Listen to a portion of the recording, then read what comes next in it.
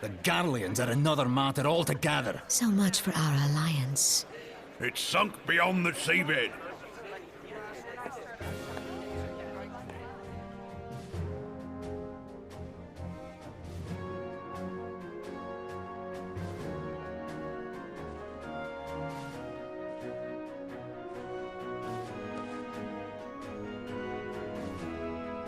Brothers and sisters of the sea, hearken unto me. Look upon this, our mighty crimson standard, and tell me your hearts do not swell with pride.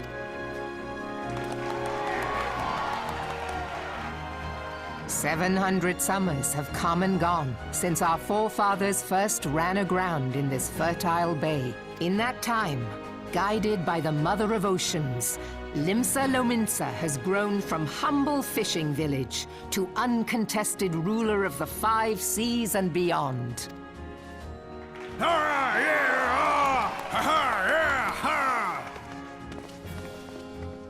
Did you look as the Admiral bid you? It is a rather stirring standard, I must say.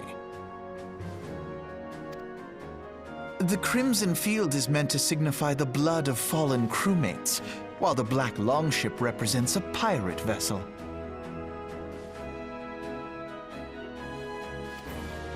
When the Garlean Empire marched upon Eorzea, we assembled beneath the Maelstrom standard, and our grand company was reborn. All answered the call, from the Knights of the Barracuda to Hilfir's bloody executioners. And together, we met our would-be conquerors upon the field of Cartano. That day, the world bore witness to the united strength of Limsa Lominsa. I swear to you, no army ever fought harder or with more courage, yet many of ours did not survive. Join me now in remembering those who fought in the name of freedom and fell. May their souls be returned to the sea.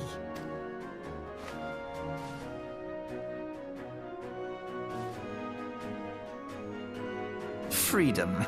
Yes, they have always been rather fond of their freedom. Much as the beast tribes have. Small wonder. Beneath the surface, one would struggle to tell them apart. It has been 5 long years since the calamity struck. 5 long years of tireless rebuilding. Yet still the wounds of the calamity fester and weep. But when I stand atop the mizzenmast and gaze out upon our battered and broken vessel, I see an undying spirit. Did we not build all this from the wreck of the Galadian all those centuries ago? Shall we not do so again? Yet there are those who would see this ship of ours sink beneath the waves of the restless Rotano, the Sahagin creep ashore seeking blood for their accursed god. Those fishback The Sahagin bastards. have risen? While the mines of Ogomero spew forth kobolds who push ever south, despoiling our lands as they go. These savage beast tribes will be the first waves to crash against our creaking hull. And behind them swells the grim tide of the Garlean Empire. Even now the curs fly their flags within our borders. Doubt not, but that they will be upon us ere long. We are well nigh surrounded.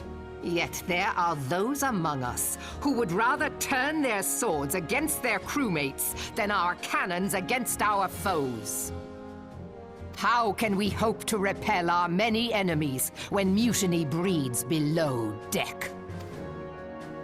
There is but one course left to us.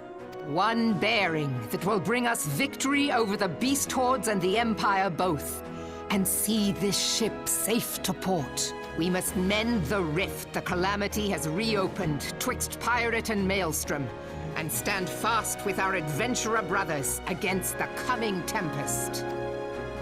Mark ye well, a crew without unity is no crew at all. 'Tis but a mass of drowned men. To me, then, brothers and sisters of the sea, Gather beneath the undying crimson standard, and pledge me your strength, your skill, your wisdom. And with the guidance of the navigator, this great vessel of ours shall ride the waves, till sea swallows all. Long live the Admiral! Melvin! Gather the lads! Oh, where's me cutlass? I'll follow ye to the seven hells, Admiral!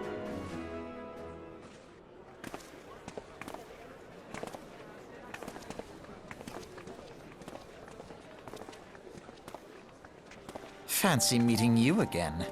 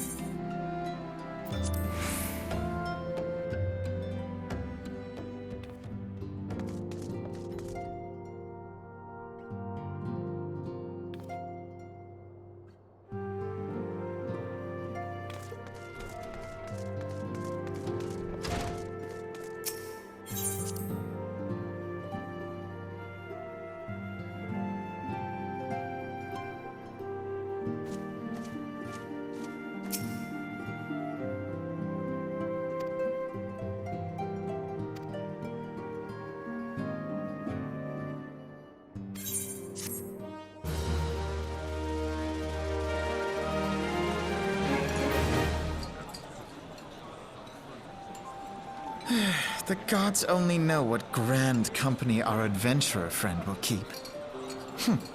The wheels of change are in motion regardless.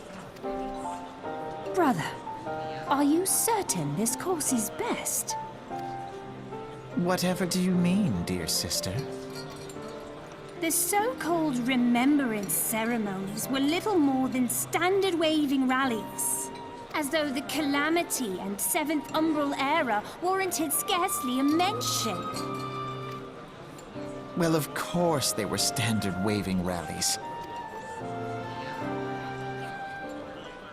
Since you are so observant, mayhap you noticed what mention was made of the Warriors of Light? None. I suppose they must have forgotten the heroes who spared Eorzea a fate worse than the Calamity? No, dear Alizé, they haven't forgotten these details. They have elected to omit them. Deep are the wounds the Calamity inflicted upon Eorzea. So deep, in fact, that the realm still bleeds. Needless to say, the beast tribes and their primals do little to alleviate the pain. So, the task of salving Eorzea's wounds falls to the scions of the Seventh Dawn, with a little help from our friends, the Grand Companies. Remembrance will yield no remedy. If our world is to heal, we must put the horrors of the calamity behind us. Our grandfather would never entrust the fate of the realm to despots who rewrite history to their convenience.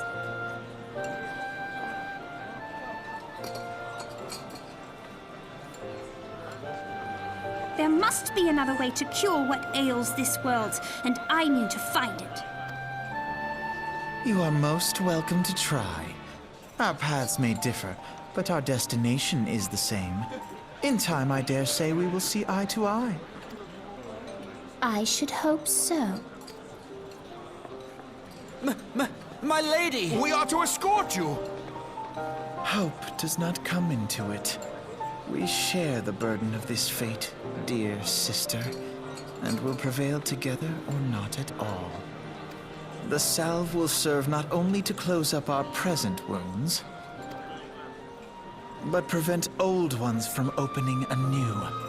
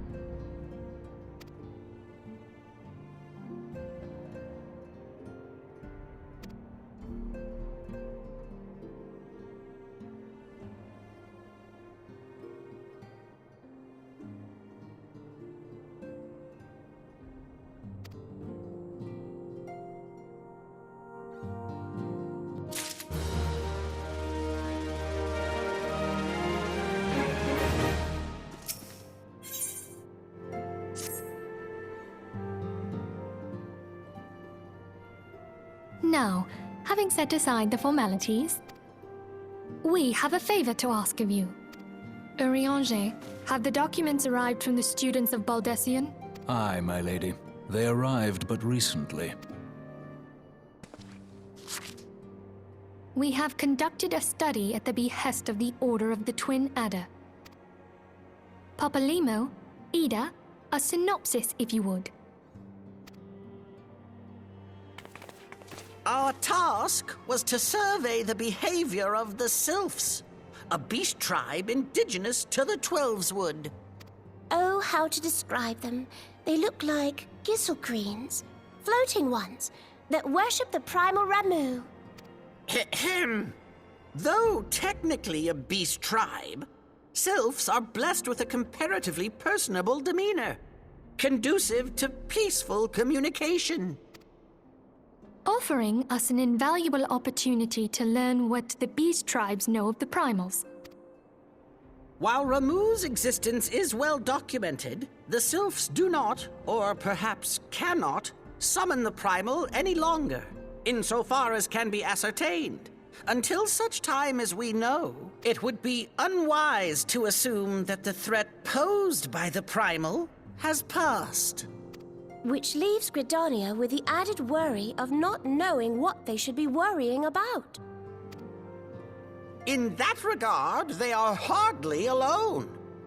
What we can say with absolute certainty is that Gridania has its hands full fending off Garuda, who, I need hardly remind you, is among the most savage and terrible of all known primals.